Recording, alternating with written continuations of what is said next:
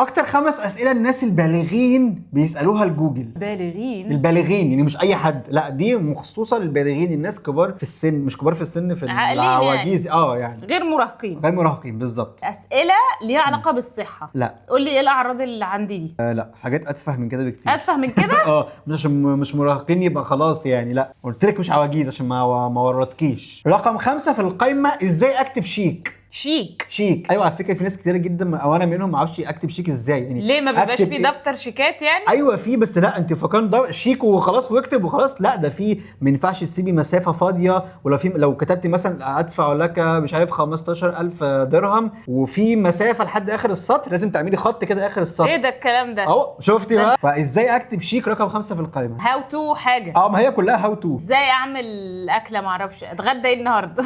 يعني طالما جبتي سيره الاكل، رقم 3 في القائمه، ازاي اسلق بيضه. بتهزر؟ والله ما اعرف. بيقول لك 200,000 واحد في الشهر غالبا بيكتب السؤال ده كل شهر. هم اكيد مش قصدهم اسلق بيضه ازاي، اللي هو اجيب ميه واحطها على النار. اكيد قصدهم ازاي اعرف ان هي استوت. ممكن هي ليها برضو دقايق يعني، لو انت دقيقتين تبقى مش عارف سوفت، تبقى 3 كده يعني. طب ايه اديني هنا حاجه ليها علاقه بالهدوم. هاو تو ستايل حاجه معينه يعني. ازاي انسق حاجه على حاجه. لا اشتري ازاي ايه.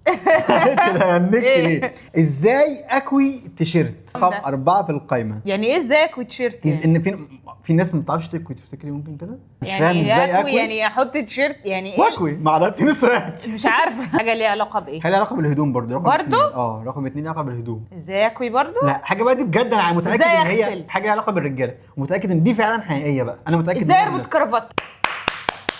صح، ازاي اربط الكرافته رقم 2 في القائمه. رقم 1 في القائمه، وهي انا برضو حاسس ان دي لوجيك جدا، حاجه ليها علاقه بالتكنولوجيا. حاجه ليها علاقه بايه؟ لما تمسكي موبايل ما تعرفيش تعمليها لو جديد عليكي شويه. ازاي اظبط الالارم؟ لا ازاي.